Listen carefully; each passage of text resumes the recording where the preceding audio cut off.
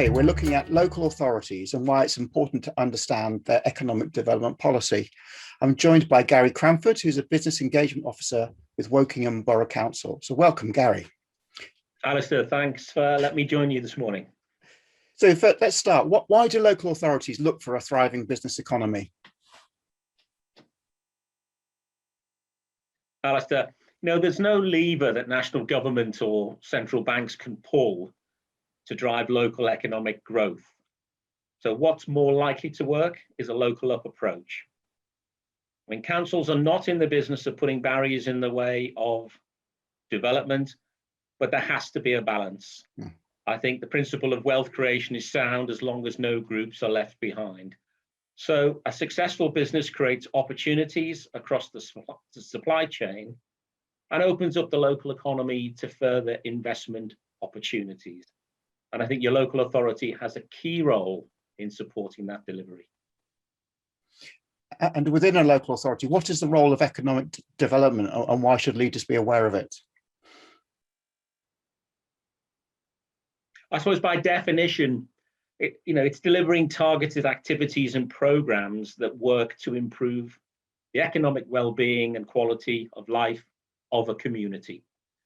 Our councils will have converted that need into a series of key strategies pulled together through local consultation, but with an eye on central government policies. I think it's hugely important that local business leaders have the opportunity to both scrutinise and influence those key strategies. Now, they could be anything as diverse as arts and culture, to climate emergency, to even consultation on the local plan. Okay, and it's useful to know these things are going on. What about direct help? How can a local authority support an individual business? Yeah, this comes up an awful lot in conversations with businesses. So are local authorities banks? Definitely not, Alistair. Other stakeholders would have the expertise and capacity to help with money matters. But councils can help in other ways with business development in areas such as pre-planning application advice and guidance, help with the legality of running a business in areas such as environmental health, trading standards and licensing. Local authorities may have their own business space that could be utilised.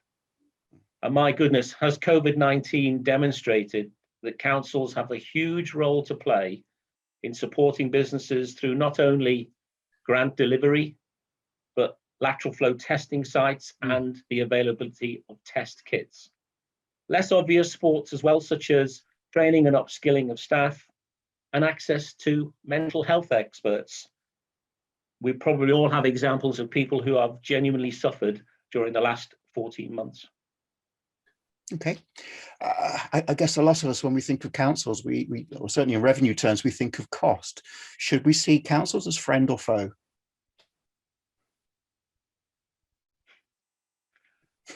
Look, Alistair, councils are often accused of just being a collector of business rates. So in that sense, they are perceived as a foe.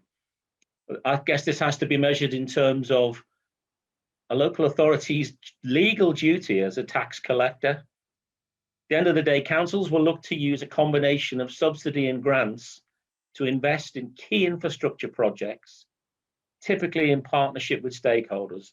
So those investments are aimed at benefiting both residents and businesses. The opportunity is there for all stakeholders to help guide that investment. Great. Okay. No, thank you. Thank you. Finally, have you got any tips for people watching this? Yeah, for any businesses watching this, if you're not already talking to your local authority, find out who your economic development team is. Find out what communications they are consistently pushing out. And if nothing else, get yourself subscribed to one of their bulletins. It's very important that it's a two-way process, Alistair. Great. Okay. Well, that sounds like great advice. And thank you for sharing this sort of inside view of local authorities. So many thanks to Gary Cranford for talking to me today.